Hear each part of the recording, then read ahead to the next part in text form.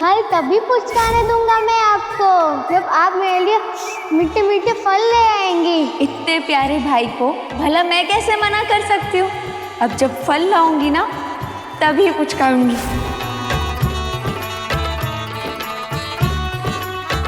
पेट महोदय, तनिक दीदी के आने से पहले तो शांत रहिए।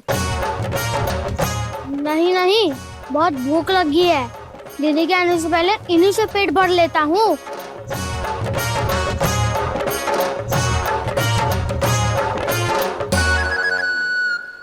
तुम द्वारपाल बन जाओ। मुझे क्या करना होगा? द्वारपाल वो होता है जो द्वार की रक्षा करता है, और जिसने द्वारपाल बनाया जब तक वो आज्ञा ना दे तब तक किसी को भीतर नहीं आने देता। नहीं नहीं, द्वारपाल का दायित्व मिला है मुझे।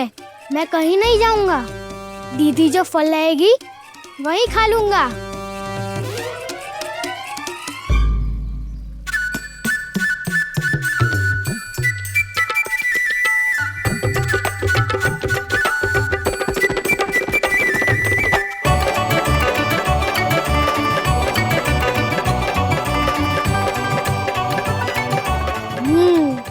कुछ खा ही लेता हूँ ताकि यानी कोई भीतर घुसने का एहसास करे तो मुझ में शक्ति हो उससे रोकने का।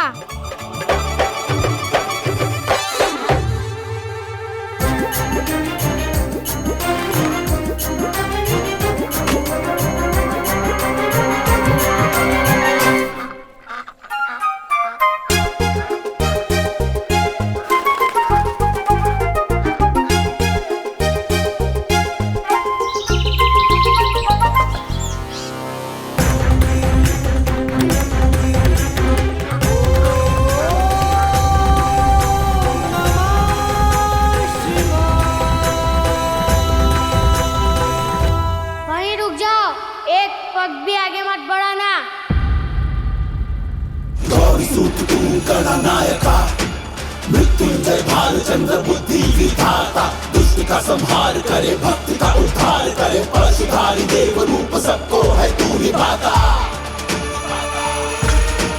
दुर्जय है रंभा बाप्पा मोरया, लंबोदर गणपति बाप्पा मोरया, बाप्पा मोरया, बाप्पा मोरया, बाप्पा बाप्पा बाप्पा बाप्पा बाप्पा मोरया।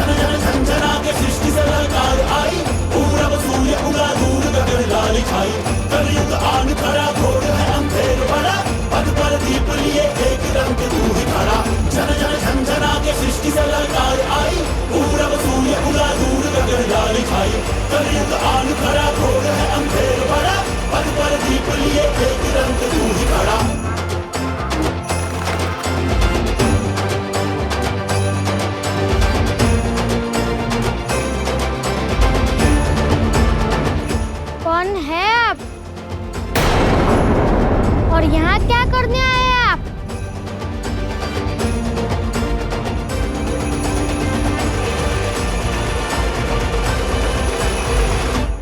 ऐसे क्या देख रहे हैं?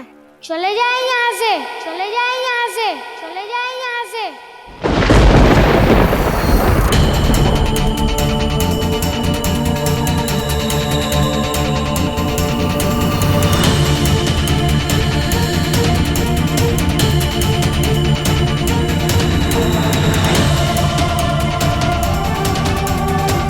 आप मौन क्या करें?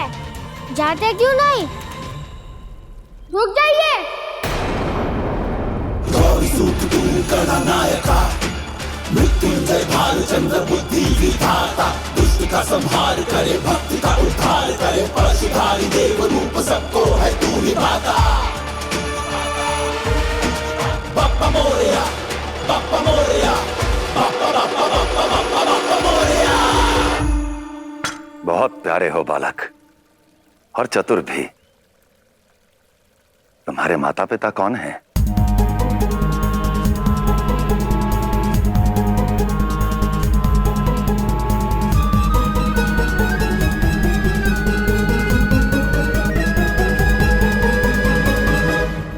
चतुर तो आप हैं।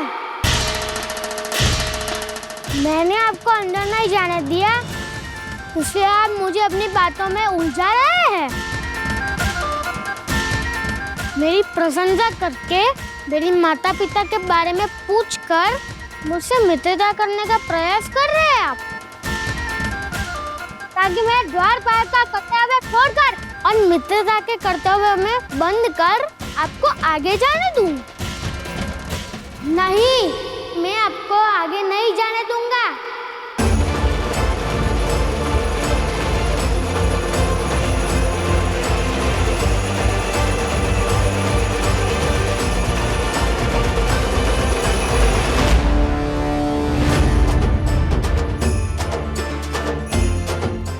गूगल तो आप योगी लग रहे हैं, किंतु मन छल और कपट से भरा हुआ है आपका।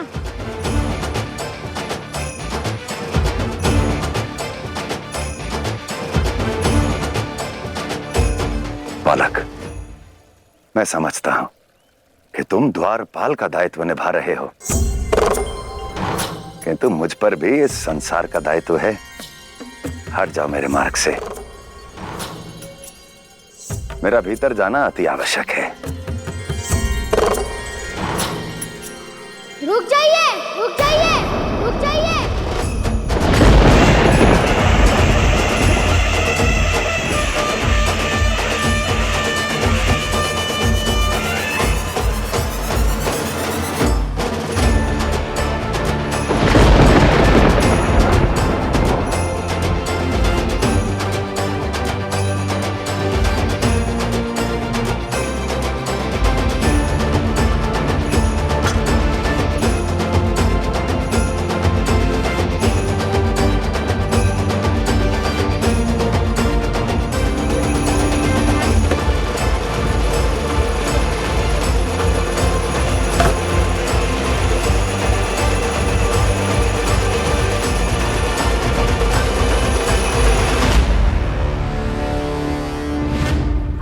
के साथ स्थिति की गंभीरता को समाप्त करने का प्रयास मत कीजिए,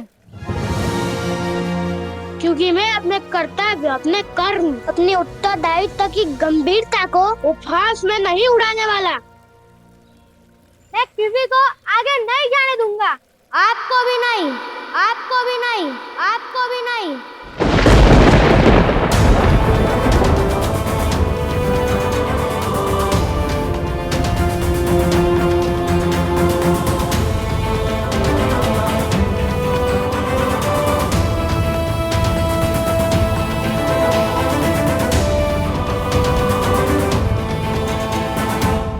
तो तुम नहीं मानोगे।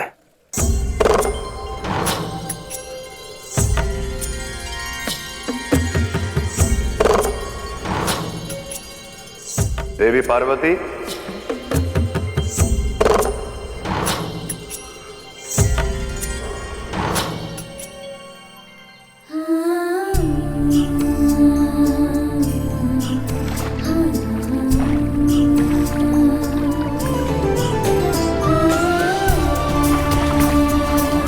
आज विश्वास हुआ शिव शक्ति संसार के जितने हैं उतने ही अपने संतान के भी।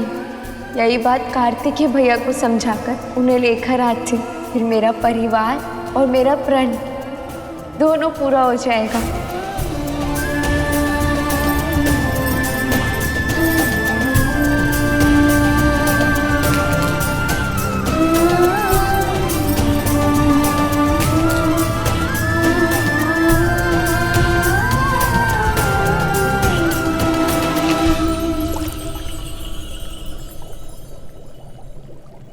ऐसा प्रतीत होता है कि दुख के सारे बादल छट गए एक पुत्र के आगमन से। मेरे दूसरे पुत्र के लौटने के द्वार भी खुल गए। विवाह के दिन के बाद ये मेरे जीवन का सबसे सुखद दिन है, सबसे शुभ दिन।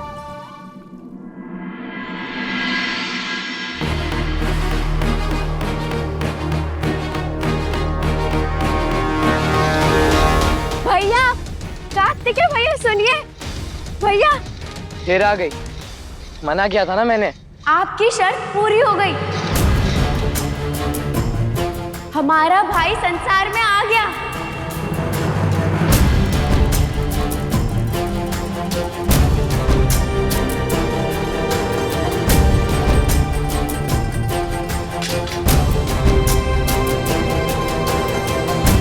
भैया, आपने कहा था ना कि यदि माता पिता मेरी बात मान लेंगे तो आप कैलाश वापस चलेंगे। वचन निभाने का समय आ गया है, अब चलिए। तुम्हें भाई चाहिए ना, तो जाकर कहो महादेव और माता पार्वती से कि मेरी जगह कोई और भाई दे तुम्हें। यदि आपका कथन पूरा हुआ तो वचन दीजिए कि आप कैलाश लौट आएंगे। स्वीकार है। तुमने कहा और वो मान गए? हाँ भैया, मान गए। चलिए।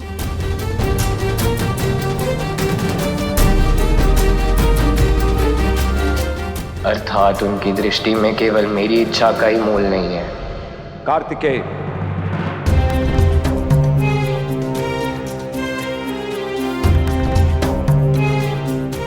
हर स्थिति परिस्थिति को स्वयं से जोड़ोगे तो सदा पीड़ा में रहोगे। हर प्रसंग का अपना विस्तार होता है। इस प्रसंग का भी विस्तार केवल इतना ही था कि तुमने अपनी बहन के आगे एक शर्त रखी और वो पूरी हो गई। अब तुम अपना वचन निभाओ। एक वचन निभाने के लिए दूसरा कैसे तोड़ूं?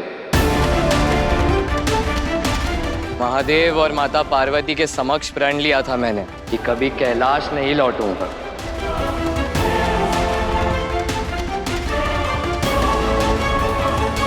भैया, माता पिता के आगे कैसा प्रण, कैसा वचन। और जहां प्रेम पाने का अवसर हो वहां क्रोध से निर्णय नहीं लिया जाता। और एक बात, और विनती आपकी छोटी बहन कर रही है, तो चलिए। और ऐसे नहीं, खुश होकर मुस्कुराकर चलिए। चलिए ना।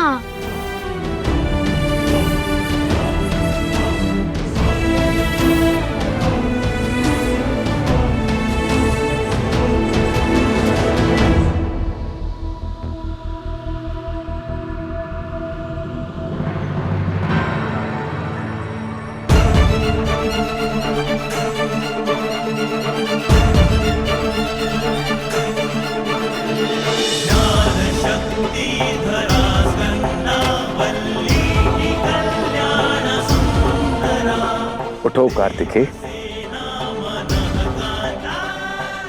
अब तुम जाओ।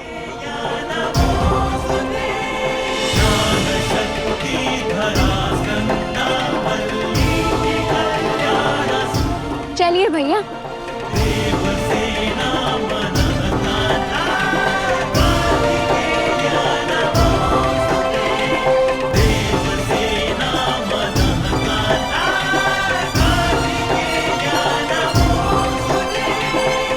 कार्तिकेय, कार्तिकेय, कार्तिकेय।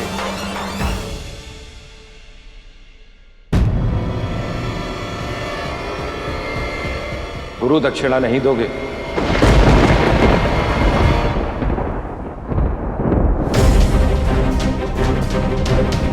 आप कैसी गुरु दक्षिणा चाहते हैं गुरुदेव?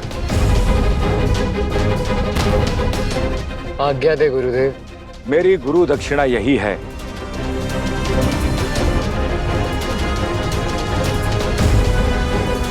कि तुम ये सदैव स्मरण रखो कि तुम महादेव के पुत्र हो, आदि शक्ति के अंश हो, आदि शक्ति के अंश हो, आदि शक्ति के अंश हो। और ये बात सदा स्मरण रखना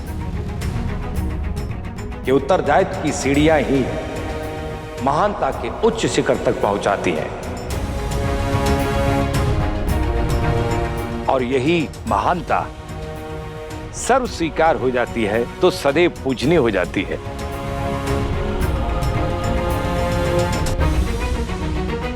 स्मरण रखूंगा गुरुदेव।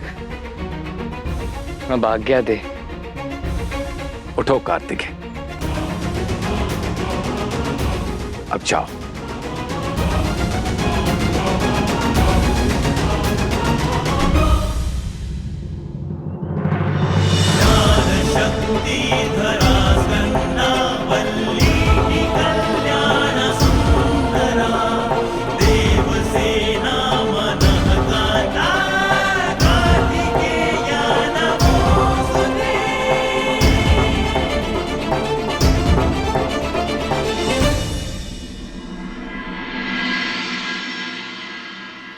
देवी पार्वती, देवी पार्वती।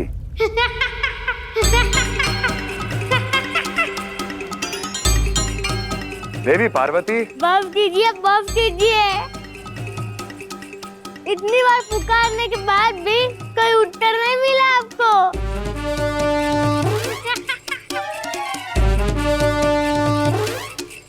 अब तो समझ जाइए, उन्हें आपसे मिलने में कोई रुचि नहीं है। एक पत्नी को पति से मिलने में सदैव रुचि होती है बालक। हट जाओ मेरे मार्ग से। मेरा अपनी पत्नी से मिलना अति आवश्यक है।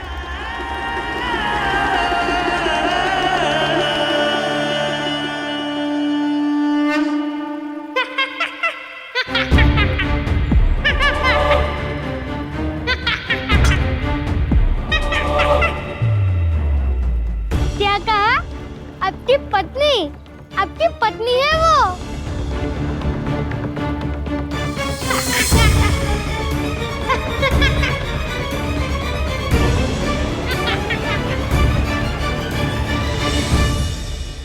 इसमें इतना हंसने वाली क्या बात है? मैं तो आपकी परिस्थिति पे हंस रहा हूँ। पत्नी होकर भी उन्होंने पति की ध्वनि नहीं पहचानी। विचित्र बात है ये। तुम्हें मेरी बात मिथ्या लग रही है? मुझे तो प्रमाण मिला है माँ से, लगने ना लगने का प्रश्न ही नहीं है।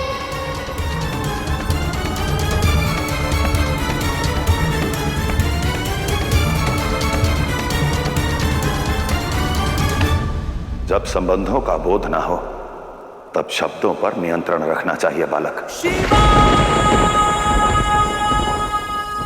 मुझे उपदेश देने से अच्छा है आप स्वयं धैर्य का पाठ पढ़िए। आप जो कोई भी है वहाँ जाके बैठे और प्रतीक्षा कीजिए, और प्रतीक्षा कीजिए, और प्रतीक्षा कीजिए।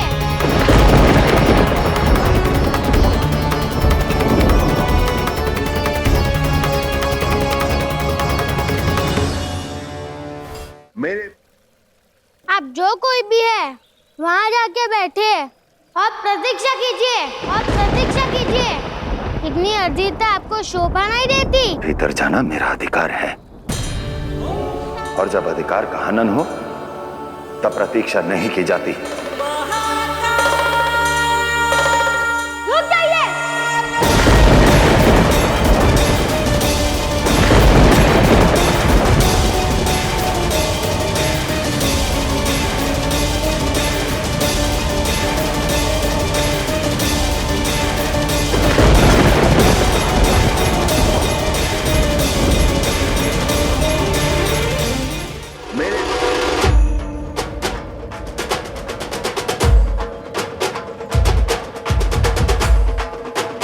प्रेम की भाषा, समझाने का अवसर और प्रतीक्षा प्रस्ताव तीनों गवा चुके हैं आप।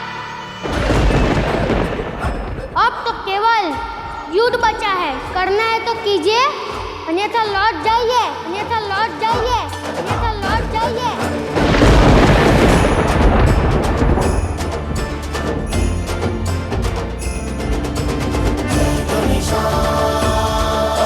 Yeah.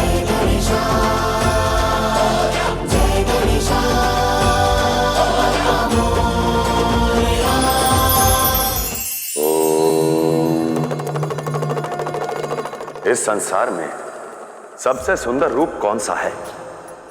सबसे मूल्यवान धन कौन सा है? सबसे पावन पुण्य क्या है?